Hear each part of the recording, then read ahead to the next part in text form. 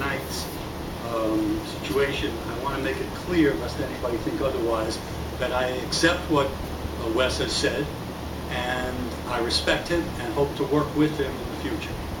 But what I really wanted to talk to was the council in general, and to suggest... Excuse me? Who are you? Pardon you? Who are you? You don't know? Some people might not know. Is there anybody who... I don't want this to take out of his time. It's not.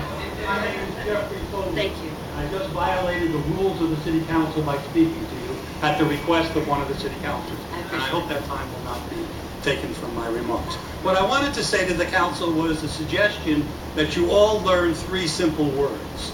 And those words are, I was wrong. Or if you prefer, we were wrong.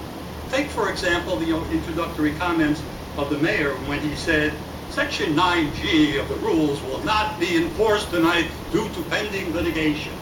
Well, the fact is, Section 9G was ruled unconstitutional as a violation of free speech. We never heard that from the council.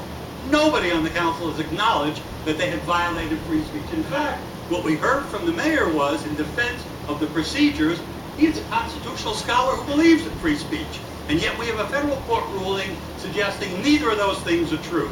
Let's start admitting the truth. We had the same problem when I represented panhandlers. And the federal court found that a council, and most of you weren't on that council, had violated the First Amendment and had lied about it. Nobody on the council was or is willing to admit that.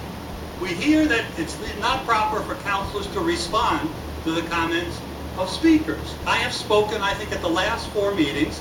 Mr. Jones has never responded to any of my comments. Why is that, Mr. Jones? No, you're not allowed to speak. That's a rhetorical question. Rhetorical. That's a rhetorical question. Fair enough. Because this council likes to act in lockstep with one another. You don't understand how foolish you look by acting and walking and speaking and doing everything else that you can in lockstep and never speaking back to the public about policy. You want Mr. Jones to speak about matters of the public, but you don't want to speak. You are afraid that one of you might spontaneously utter the truth.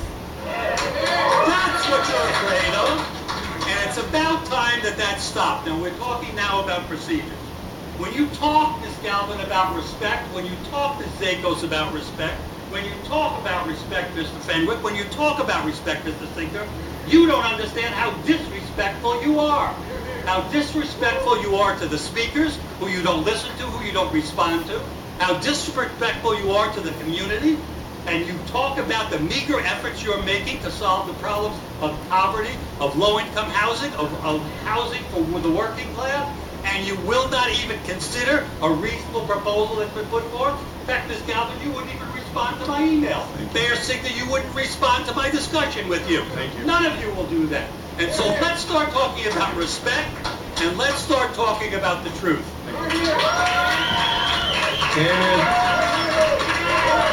David, Karen,